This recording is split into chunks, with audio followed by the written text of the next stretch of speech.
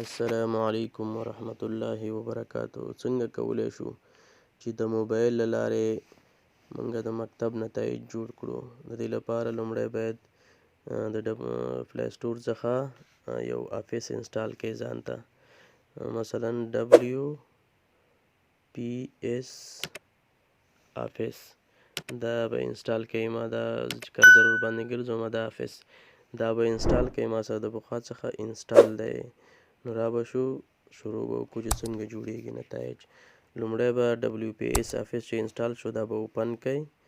د دې اوپن څخه وروسته به اکسل به خلاص کړئ.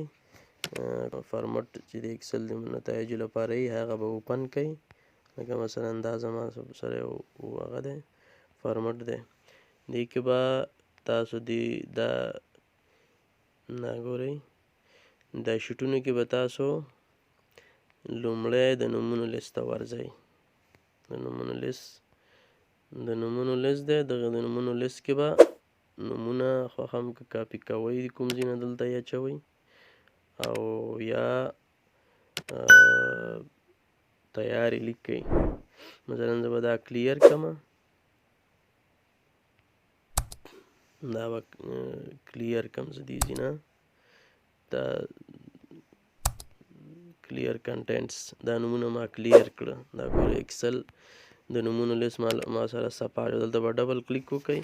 نور د خپلې خوښې چې هر څومره نومونه وي نو مثلا لیکئ. مثلا احمد،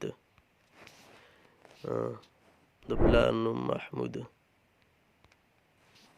د نیکه نوم مصطفی، اساس نمبر یې لیکه مثلا 4 دا لومړی یو نفر دا کمپلیټ شو. دا نتایجو تمځي دا په دې کې هم رسیږي، اطلاع نامې ته هم ځي او په هر ځای کې به دا پروت وي. مثلا دویم نفر لیکمه مثلا محمد. دا څنګ ته مسلسله ګڼه یا شماره دا اتومات اخلي. دې سره کار مه لرئ. مثلا محمد، محمود، مصطفی او دلته اساس نمبر چې هر څو یې اساسي هغه لیکي. دا په دغې طریقه باندې دا دوه نومونه خو دا ورسېده. عیناً لکه اکسل کې څنګه رسیږي همدغسې د موبایل له لارې هم رسولی شئ. نو کله چې دا ورسېده نومونو راځو د نمرو خانو ته. دا یې د نمرو خانې دي. دلته تذکیري شمارې لیکل کېږي په دې خانه کې. که تذکیرې لري تذکیرې لیکل کېږي. دا یې بس د نومونو خانې دي. دا به داسې راغټې کې دا یې د هغه خانه ده د نمرو خانه یې ده. په دې ځای کې مثلا دې ځای نه شروع کې کیبورډ وهې بس لیکه نمرې نو. ما خو تیارې پخوا نه پکې لیکلي دي.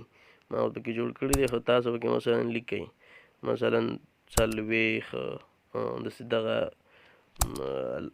د هغه علامه باندې ښکته ځئ. مثلا 20 دا ووهه 10 15 دا ووهه همداسې ښکته ځه څومره نمرې چې رسوئ. دا دی چې ورسولې دا یوه شقه شوه. دینیات یې بله شقه شوه. همداسې دا هم رسیږي. پښتو، ریاضي مسلسل ټول همداسې رسیږي. دلته ټولې نمرې او دا نمرو اوسط دا لکه څنګه چې کمپیوټر جمع کوي همدغسې موبایل کې هم اتومات جمع کېږي. پیل هم خپله راځي. دا درجه هم خپله راځي. صرف صوب او ناصوب به تاسو ورته دلته ولیکئ. مثلا دا نفر دی په 4 نیمه کې څومره ورځې غیر حاضر دی نو دلته به ورته ولیکئ چې دومره ورځې غیر حاضر دی. په دغې طریقه باندې موږ تاسو خپل نتایج د موبایل له لارې هم جوړولی شو. دا چې کله موږ ډک کړو نو زموږ نور هر څه ورسره هغه کېږي. لښلیک ته هم خپله ځي دا نومونه. ګورم احمد او محمد او دلته لیکلي وو دلته راغله نومونه مې کلیر کړي وو. او مثلا خبرلیک اطلاع نامې چې دي دا هم ډکېږي. دا ګورې هماغه اوله اطلاع نامه ده دا دویمه اطلاع نامه ده. نو په دغې طریقه باندې موږ تاسو کولی شو چې د موبایل له لارې خپل د مکتب نتایج جوړ کړو. السلام علیکم ورحمت الله وبرکاته.